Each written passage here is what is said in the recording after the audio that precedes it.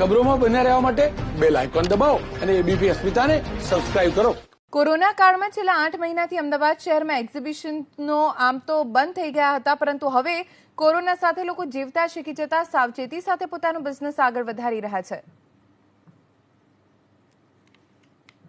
Actually ડિઝાઇનર્સમાં તો જે ડિઝાઇનરને થોડું ડર લાગે છે એ લોકો સિવાય બધા જ આવ્યા છે. એ લોકોને ઉલટાનું ધ્યાન મીન્સ એ લોકો વેઇટ કરી રહ્યા છે કે ક્યારે અમારા ધંધા શરૂ થાય. એ લોકો એમના બિઝનેસ માટે બીકોઝ 6 કે 7 કે 8 મહિનાથી કોઈની પાસે કાંઈ બિઝનેસ છે જ નહીં.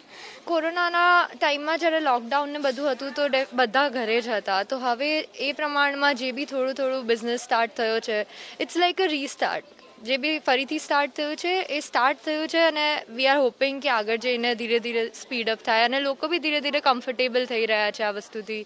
લાઈક હવે જે હિસાબથી સિચ્યુએશન છે એ હિસાબથી સેફટી મેટર કરી છે અને સેફટી બહુ મેટર કરે અને આ લોકોએ સેફટીનું ધ્યાન રાખ્યું છે. લાઈક 50 પીપલ્સ એન્ટ્રી આપે છે, પ્રાયર બુકિંગ કરે છે ને ડિસ્ટન્સ મેન્ટેન કરવાનું કહે છે, ગ્લવ્સ આપ્યા છે, માસ્ક આપ્યા છે જે સ્ટોલ હોલ્ડર્સ છે એને.